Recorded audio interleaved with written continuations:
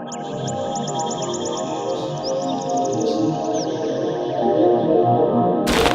see this rose here? Very, very small. This is called the crystal fairy. Now there's the normal fairy, and which is pink, and the crystal fairy is called is a result of a sport. What happened is one branch of the pink plant produced white flowers, and occasionally, if you look, it tries to go back to the pink. It doesn't really want to be white, it wants to be pink fairy. But they are very, very easy plants to grow. And just something interesting, growing through it is a little white viola or a little white pansy. This is Viola cornuta, and it's a great plant to have in your garden. This is here about 5 years, never gives any trouble. If it starts getting a bit untidy, just get the shears and cut it back to the ground in midsummer and it will reflower. But you see, the white, that's a perfect white. You see, that's a perfect white. And this is slightly off-white.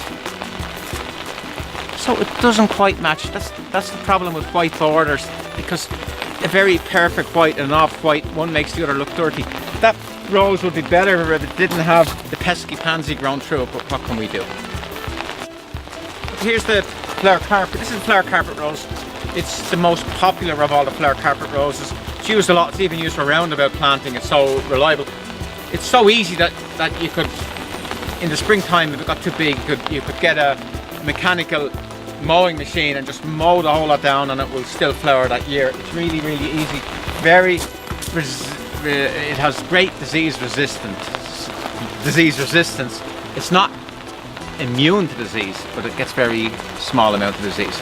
Now I've got there, it's the 3rd year, it's never been touched, and you see how far out it's come from the, you can see there's the edging there. It's come out that much, but it has plenty of space. I'd probably leave it alone for another year, but you can be as tough and that as you want. This is a Japanese Rugosa rose. Unfortunately, I don't have the name because I forgot to get the name. And the thing about Rugosa roses, as I said before, is that a lot of people don't like them because the foliage is a bit matte and dull, and they're not rosy looking enough for a lot of people.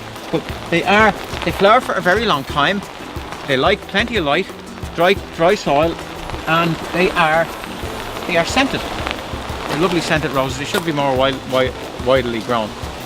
They use them a lot commercially in the side of motorways because they don't get disease and they don't give any trouble. So that's a Rugosa rose. This is a David Austin rose. It's called Kew Gardens, and very different than most David Austin roses, which are very large roses with large heads, and a lot of them in their climate can be inclined to fall under their own weight. But this one is very different. Now, it's had its first flush of flowers.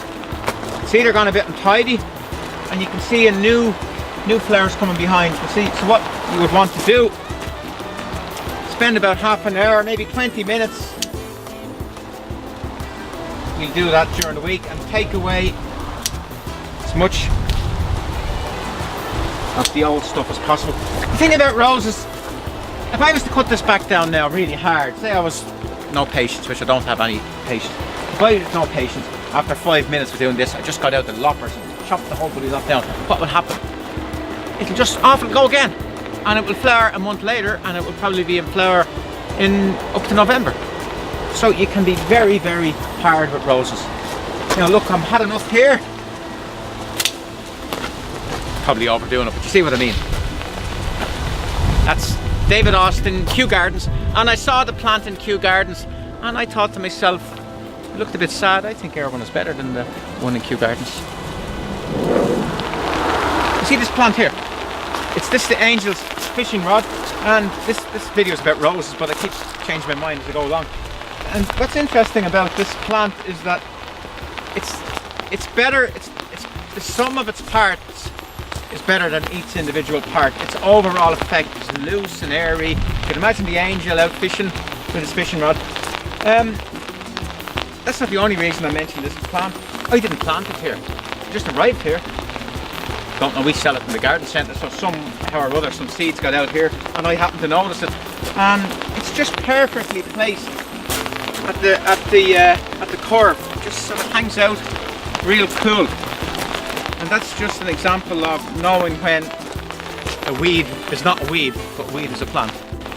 We're finishing up our little piece on roses. The thing about roses is you could go on forever. You could talk too much about them and you could get into a bit of a row. You could have a war of the roses. And so I'm standing in front of James Galway. Now, not the James Galway who plays the flute, but the rose called after James Galway. It's a David Austin rose, and actually it's a very, as David Austin roses go, it's a very good rose. Now, it's not particularly scented, but it's very reliable. It's one I'd recommend. That's David Austin rose, James Galway. So subscribe to my YouTube channel and you'll get tips and you'll get information based not on what I've read in books, but what I've actually done. Everything I tell you is stuff I've done myself. Sometimes the books are right, sometimes the books are wrong. So for me, you get it from the horse's mouth.